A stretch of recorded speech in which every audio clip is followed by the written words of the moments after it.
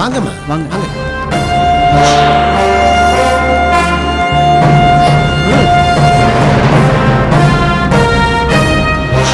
கண்ணா அழாதம்மா வா.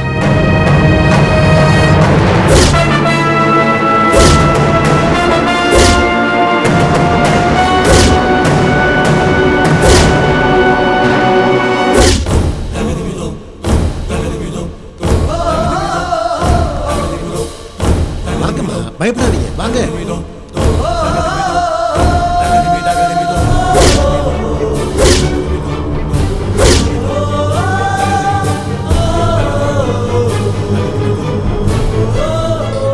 கண்ணா அழாத, எதுவா இருந்தாலும் பாத்துக்கலாம். தைரியமா போ. வாங்க.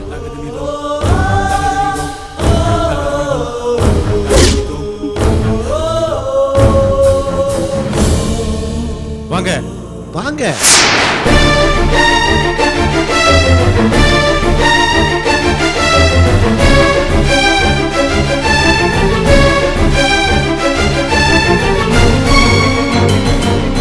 அம்மா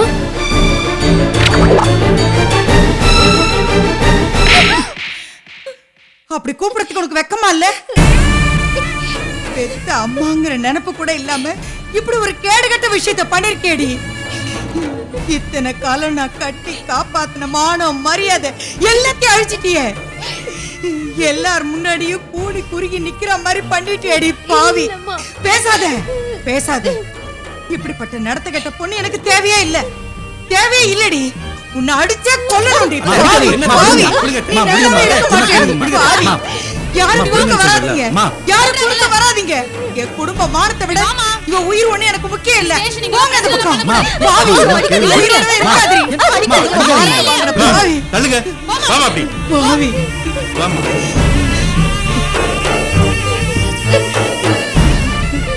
ஐயோ பாவி பாவி பாவி. ஏம்மா கொஞ்சம் பொறுமையா இருக்க மாட்டீங்களா? உங்க பிரச்சனைய சுமூகமா பேசி முடிக்கணும்னு தான் எல்லாரையும் கூட்டு வந்திருக்கோம். நீங்களே இப்படி பொறுமை இல்லாம நடந்துட்டா எப்படி? பெத்த வயிறு பத்தி எரியுதுங்க. இத்தனை காலம் கஷ்டப்பட்டு வளர்த்த நான் முக்கியம் இல்ல, எவனோ ஒருத்தன் இவன் தான் முக்கியம்னு இவன் கூட ஓடி போயிட்டாலே. இது எந்த அம்மாவால தாங்கிக்க முடியுங்க?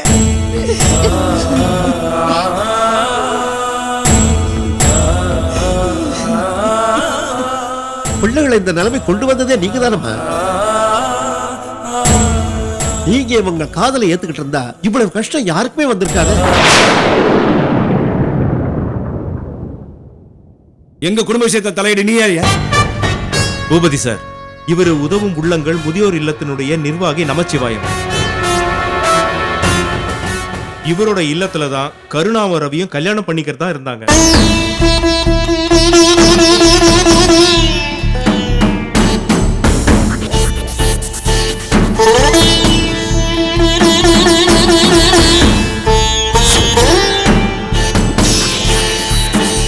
விசாரணைக்காக நாங்க இவங்க 2 பேரையும் கூட்டு வந்திருக்கோம். 2 தரப்புலயும் நிதானமா உட்காந்து பேசி முடிவிடுங்க. சார் இதுல முடிவெடுக்க என்ன சார் இருக்கு? எங்க வீட்டு பொண்ணு எங்களோட அனுப்பி வைக்கணும். இந்த ராஸ்கல் அவங்க அம்மாவும் கருணாவோட மனசை கழிச்சு அவளை கடத்திட்டு வந்திருக்காங்க. இவங்க 2 பேரையும் பிடிச்சி உள்ள தள்ளுங்க.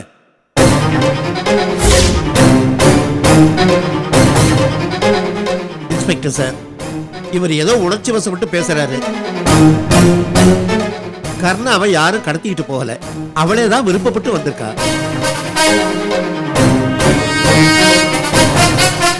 இவங்க 2 பேரும் ரொம்ப நாளாவே ஃப்ரெண்ட்ஸா பழகி இருக்காங்க. அந்த பழக்கம் அப்படியே காதலா மாறி போச்சு. முறையா பொண்ணு கேட்டு போயும் பொண்ணோட அம்மா இந்த கல்யாணத்துக்கு சம்மதிக்கல சார். அதனால தான் அவங்க இந்த முடிவுக்கே வந்திருக்காங்க.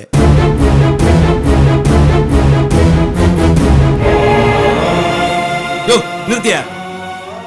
பெருசா பஞ்சாயத்து பண்ண வந்துட்ட. உன் பொண்ணு அவனோட ஓடிட்ட. இப்படிதான் நியாயம் பேசிட்டு உட்காந்துருப்பியா?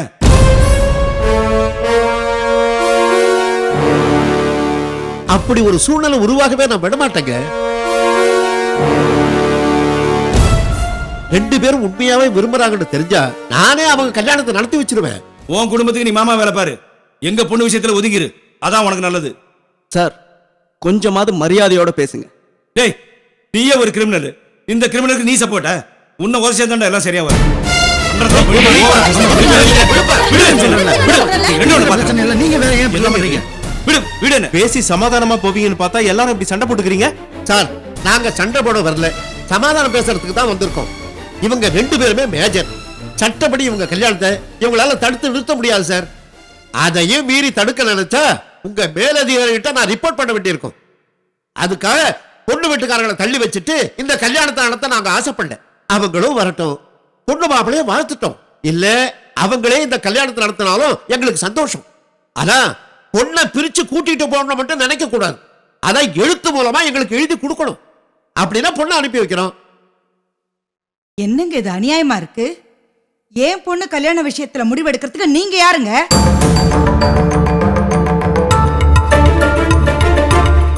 உங்ககிட்ட உத்தரவாதம் கொடுத்துட்டு தான் என் பொண்ணை கூட்டிட்டு போகணுங்கிற அவசியம் எனக்கு இல்ல.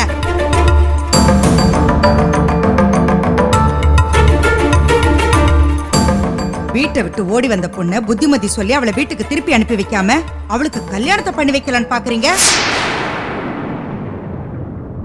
இதுதான் ஒரு பெரிய மனுஷன் பண்ற காரியமா? அசிங்கமா இல்ல உங்களுக்கு?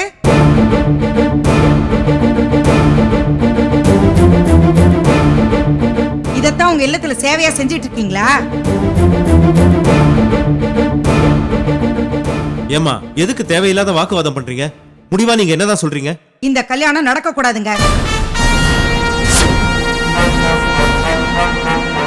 இந்த கல்யாணம் நடக்க கூடாதுங்க. என் பொண்ணை என் கூட அனுப்பி வைங்க.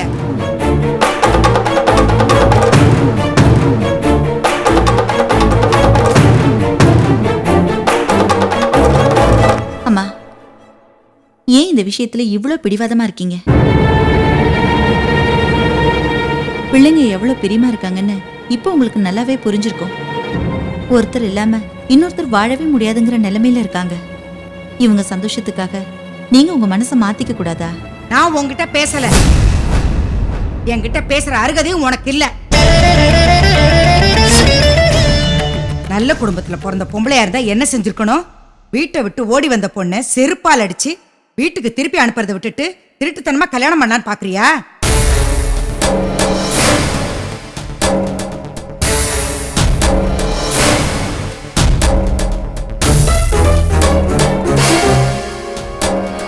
நான் சொல்றேன்னு தப்பா எடுத்துக்காத. இந்த கல்யாணம் வேணான்னு கருணா நம்ம கூட வந்தாலும் அவ சந்தோஷமா இருக்கு. ஒரு ஜடம் மாதிரி தான் வாழ்ந்துகிட்டு இருப்பா. நாம இல்லாம கல்யாணம் பண்ணாலும் அது அவளுக்கு சந்தோஷத்தை கொடுக்காதுமா. அதுவும் நமக்கு தான் வாசிங்க. இதை ஏத்துக்கிட்டா மட்டும்தாம்மா எல்லாரும் நிம்மதியா இருக்க முடியும். கொஞ்சம் நிதானமா யோசிச்சு பாருங்க. இத பார், நீ சொல்ற, இவ சொல்ற, அவன் சொல்றாங்கிறதுக்கால என் கௌரவத்தை என்னால விட்டு கொடுக்க முடியாது. நான் எடுத்த முடிவை என்னால மாத்திக்க முடியாது.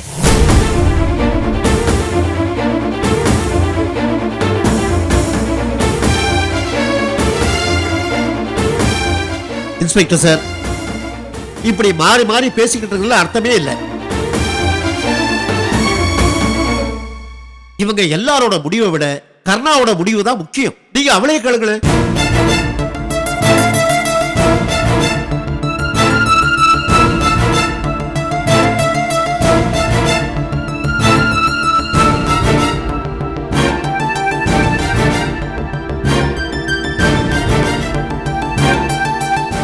நீ என்னம்மா சொல்ற? உங்க வீட்டுக்கு நீ போறியா இல்ல காதலிச்ச பையனை கல்யாணம் பண்ணிக்கிறியா?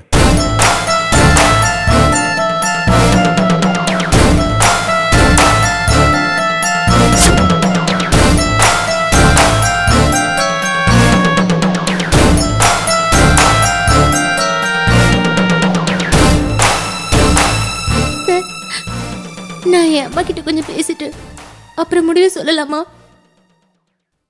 போய் பேசுமா.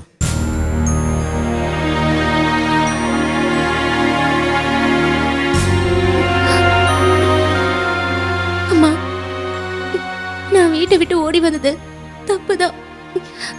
அதுக்காக என்ன மன்னிச்சிருமா. ஆத்திரம் தீர நீ என்ன வேணாலும் பண்ணிக்கோ.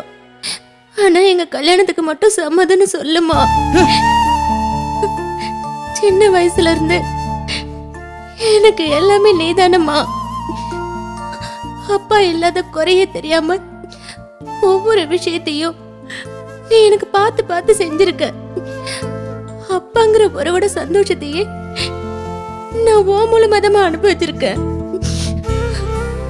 சின்ன வயசுல நீ என் கைய பிடிச்சி ஸ்கூலுக்கு கூட்டிட்டு போனப்போ,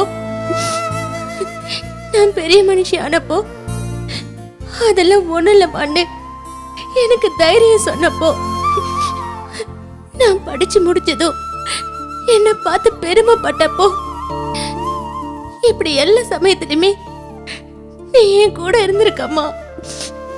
இப்ப என் கல்யாணத்துல மட்டும் நீ இல்ல, நான் எப்படிமா உன் கையால தாலி எடுத்து கொடுத்து அச்சதை தூவி ஆசீர்வாதம் பண்ணணும். அப்படி என் கல்யாணம் நடந்தாதான் அது எனக்கு சந்தோஷமா இருக்குமா.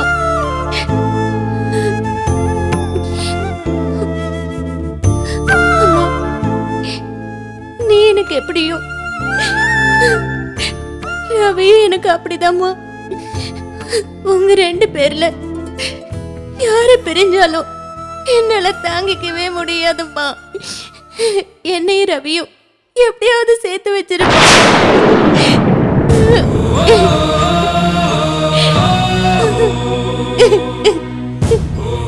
மா, நான் உங்க பொண்ணை கடைசி வரைக்கும் சந்தோஷமா வச்சு பார்த்துப்பேம்மா. தயவு செஞ்சு என்ன நம்பி உங்க பொண்ணை கொடுங்கம்மா. யாருக்காகவும் என் முடிவை மாத்திக்கிறதா இல்ல. இவகிட்ட சொன்னதே தான் உங்ககிட்டயும் சொல்றேன். இதையும் மீறி இந்த கல்யாணம் நடக்கணும்னு நினைச்சேன்னா அது என் பணத்து மேலதான் நடக்கும்.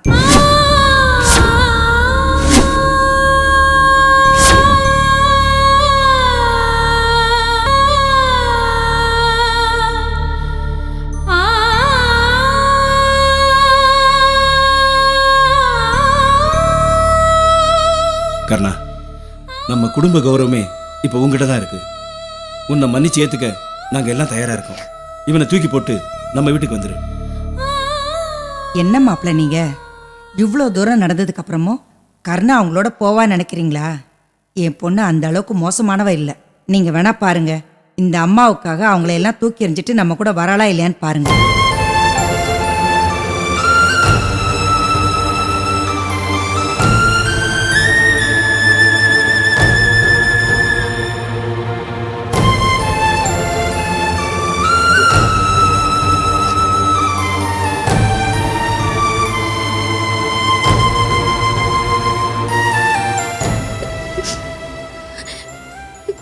சார், நான் காதலிச்சவரோடையே என்ன சேர்த்து வச்சிருங்க சார்.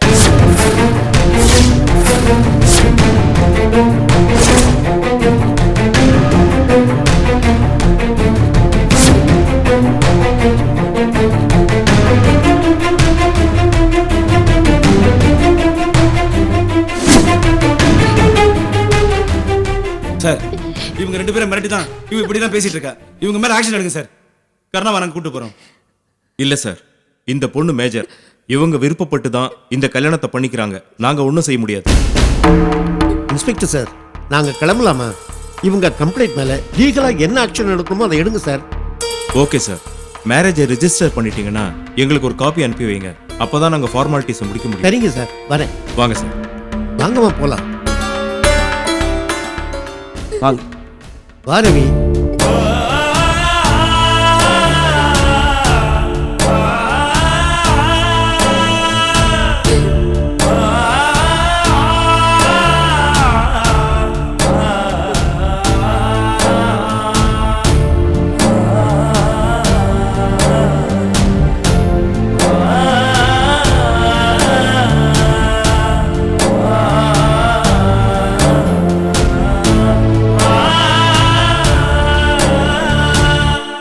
நில்லடி. நான் செத்தாலும் பரவாயில்லைங்கிற முடிவுக்கு வந்துட்டேல்ல. உனக்கே இவ்வளவு வைராக்கியமும் திமிரு இருந்தா எனக்கு இருக்காதா? நீ என்னடி, நீ என்ன தூக்கி எறிஞ்சிட்டு போறது? நான் உன்னை தூக்கி எறியறேன். இனிமே என் மூஞ்சிலே முழிக்காத. நான் செத்தாலே என்ன உத பார்க்காத. அம்மா அம்மா பொண்ணுங்கிற உறவெல்லாம் இன்னியோட அறுந்து போச்சு. என் வயிற்றுச்சல கொட்டிக்கிட்டேல்ல. நீ எப்படி நல்லா வாழ்றங்கறத பாக்குறேன் நானு.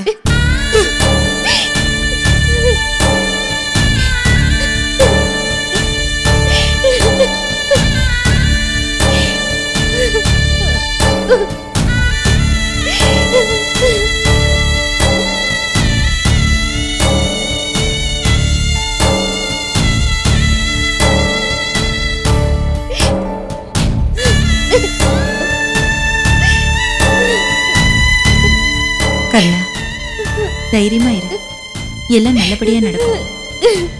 வா போலாம்.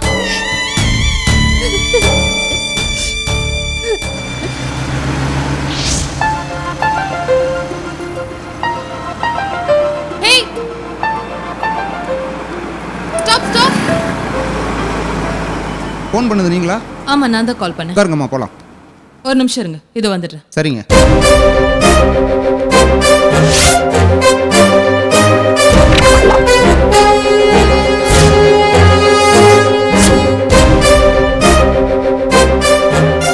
பாத்தீங்கல்ல, ஃபோன் பண்ண 10 நிமிஷத்துல கால் டாக்ஸி வந்துருச்சு. இப்போ என்ன பண்ணுவீங்க? வந்துருச்சுல்ல, ஏறி போமா.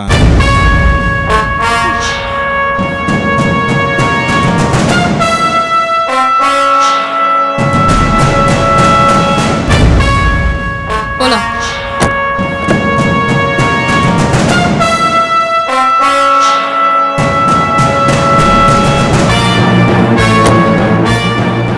ஏன்பா, அவன் முருகன் தானே? ஆமாண்ணே, நம்ம முருகன் தான். ஏய் முருகா. அண்ணே வணக்கண்ணே. வா. இல்லண்ணே, வண்டியில கஸ்டமர் இருக்காங்கண்ணே. ஏய் வந்துட்டு போடா, முக்கியமான விஷயம் பேசணும், வாடா. மேடம் ஒரு நிமிஷம் இருங்க, என்னன்னு கேட்டு வந்துடுறேன். ஹலோ, அந்த ஆள் கூப்பிட்டா நீ போயிடுவியா? நான் தானே டாக்ஸி புக் பண்ணேன். நான் சொல்றதா நீ கேட்கணும். முதல்ல வண்டி எடு. சாரி மேடம், என்ன ஏதுன்னு கேட்டு வந்துடுறேன். ஒரே ஏரியா ஆளுங்க, போகலைன்னா தப்பா நினைப்பாங்க. இப்போ வந்துடுறேன் மேடம். ஏய், அழகு, அந்த பொண்ணு தான் கால் டாக்ஸியில் போகுதில்ல, ஏன்பா தொந்தரவு பண்ணுறீங்க? நீ சும்மா இரு, உனக்கு ஒன்றும் தெரியாது. என்னங்கண்ணே?